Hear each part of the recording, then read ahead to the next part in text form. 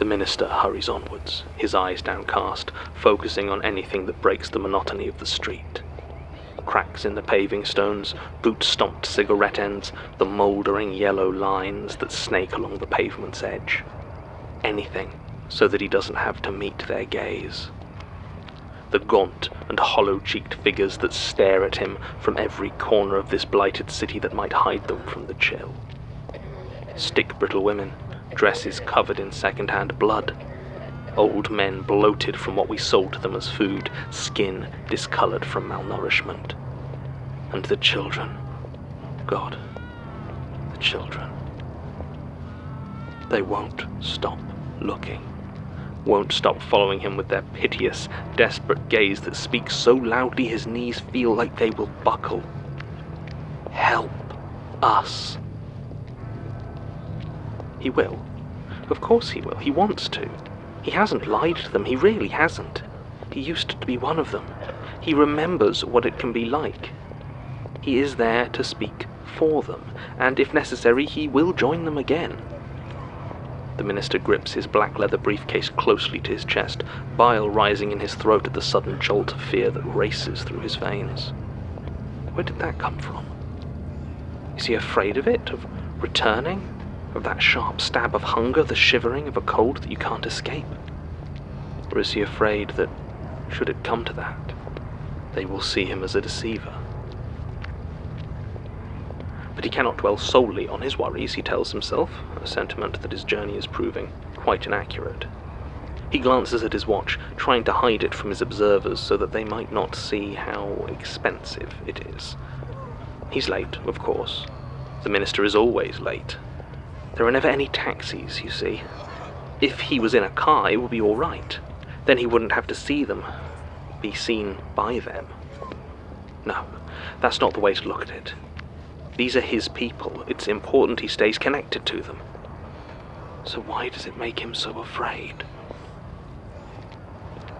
Before him rises the great shining glass palace, jagged and angular, clear crystal fogged and smeared with sweat and grease and breathy condensation. But still its denizens can be seen by the masses of the starving that crowd around the edges. They cannot help but look inside, begging and weeping and hissing and falling as they wait for somebody, anybody, to stop the things that kill them.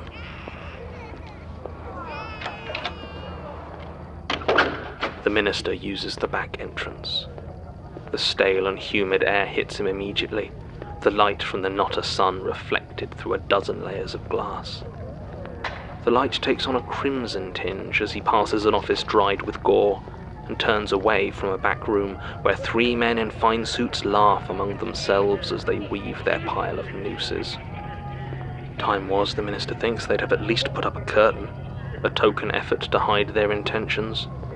But now they work in full view, unafraid of what the masses outside may see. Their lies are just as transparent. There is no choice here but to believe. Finally, he reaches the chamber, the heart of the wretched place.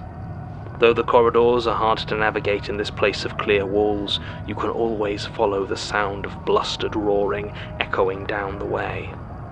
It gets louder and louder with each step until the minister crosses the threshold into the great room, and it swallows him whole. The 2 sides scream and hoot and holler at each other, each on their end of the pit of sand, the arena in which they fight. The minister ignores the cobwebs in it as he makes his way to his chair. It is politer not to mention the thick layer of dust that has accumulated on the arena floor. He takes his place, marveling again at how comfortable the seat is, how well it seems to fit. Before the memory of the eyes outside, the knowledge that he can still be seen, wipes the contented smile from his face with a jerk. He looks across the divide at his opponents, pale and gurning things that smirk and guffaw and howl. They are content and safe and happy in this place, and only scream so loud from sheer hatred of the idea that any might make noise except themselves. On their thighs can be seen the glint of gold from the great polished nails they have driven through their legs and into the chairs. Gangrenous wounds that ensure they should never have to rise again. Their position utterly secure. On his side of the arena, the shouts should be sharper, more angry, but their tone and pitch are such as to merge seamlessly with the others. There are no golden stakes on this side, pinning down his would-be comrades, but the minister must be careful not to look too closely, or else he might see how many of his allies are fused to their own chairs, on which they have sat comfortable for so long. His eyes drift away, through the walls to the crowd outside. Their baying cries for justice cannot be heard in here. If any whisper should make it through, it is utterly destroyed in the deafening shouting that surrounds him. But he cannot forget their eyes, watching him, piercing him with their wounded humanity. The minister swallows and tries to speak over the din. At first his words are lost, vanishing into the cacophony without a ripple. But they are words, clear and distinct from the shapeless expostulation of his peers, and as he says them one by one the others fall silent, their disgusted attention landing on him until his own voice falters in the sudden quiet. Across the pit the pallid things gurn at him in indignant curiosity, while on his side he is surrounded by expressions of horrified betrayal. They can all hear him now. Any words he speaks will ring out through the chamber. He wants to talk of the people outside, the bruised and abandoned ones that suffer and die to slake their appetites. He wants to cry for restitution, for justice, for a future, for anything.